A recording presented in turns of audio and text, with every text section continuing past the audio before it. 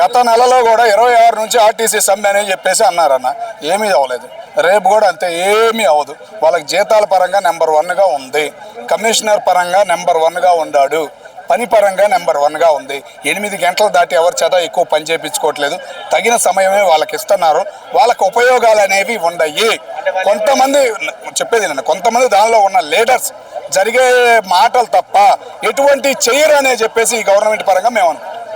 అంటే వాళ్ళు ఏమన్నారంటే పండగలు మొత్తం లీవ్ మాకు ఏముండవు, గొడ్డు చాకరీ సాలరీస్ పెంచట్లేదు అని చెప్తున్నారు.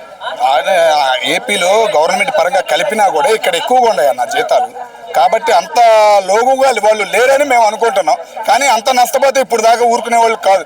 ఎందుకంటే భారతదేశంలో ఎంత చూసుకున్నా కానీ ఆర్టీసీకి ఆదాయం ఎక్కువ ఉంది అంటే తెలంగాణ, ఆస్తులు ఎక్కువ ఉన్నాయి అంటే తెలంగాణ ఆర్టీసీకే.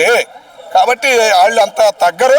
వాళ్ళ పరంగా బాగానే ఉందని మేము నలిగిపోతున్నారు. ఏంటంటే లేడీస్ పరంగా బస్సులు ఎక్కుతుంటే వాళ్ళు టికెట్లు కొడటానికి కానీ బేవత్సంగా వెళ్తాం, చాలా ఇబ్బంది పడుతున్నారు. కానీ వాళ్ళకి సరైన సమయం లేదు, సరైన క్వశ్చన్ వాళ్ళ దగ్గర లేదు అడగటానికి.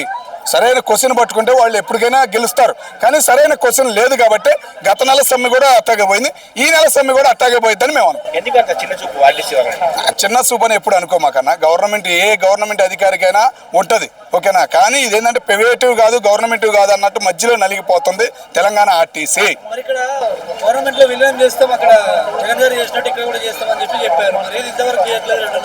మరి దాని గురించి 2 సంవత్సరాలు అవుతుంది. ఎవరైనా అడిగారా?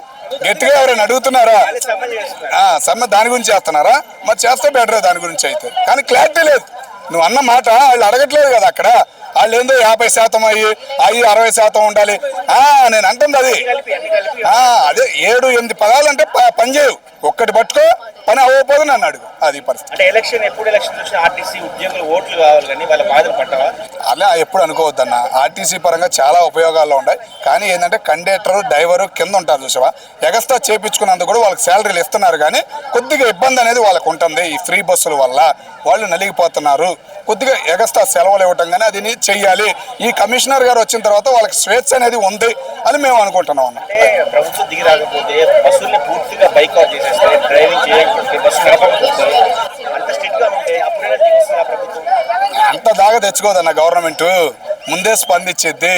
ఆయన ఉన్న మంత్రి గారు కూడా గెట్టోడే, ఎక్కడికక్కడ మాట్లాడుతున్నాడు. కింద ఎంప్లాయర్స్ నుంచి పై దాకా మాట్లాడుతున్నాడు తెలంగాణ ఆయన. కాబట్టి స్పందన అనేది ఉంటుందని నేను అనుకుంటున్నాను.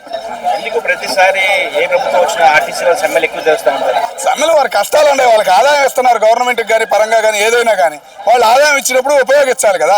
ఎన్నో ప్రైవేట్ బస్సులు ఇప్పుడు ఆర్టీసీ కొనేసింది. మరి అంత ఆదాయం ఉన్నప్పుడు ఉపయోగం అనేది చూపించాలి కదా. వాళ్ళకి కింద ఎంప్లాయీ నలగకూడదు కదా.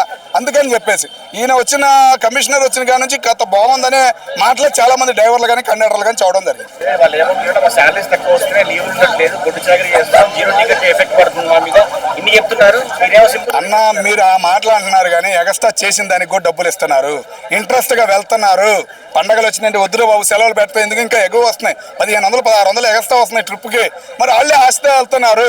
కొంతమంది కండక్టర్ వద్దురు బాబు, కండక్టర్ డబ్బులు పోతాయి, డ్రైవరే మొత్తం వసూలు చేసుకుని ఫుల్ చేసుకుని వెళ్తున్నాడు.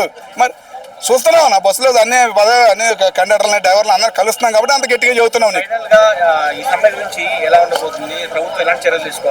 ముందే స్పందించిద్ది. సమ్మె దాకా తీసుకెళ్లరు. మంత్రి గారు గట్టిగా ఉండారు, మాట్లాడతారు కమిషనర్ గారితో. సమ్మె దాకా వెళ్ళనివ్వరని నేను అనుకుంటున్నాను.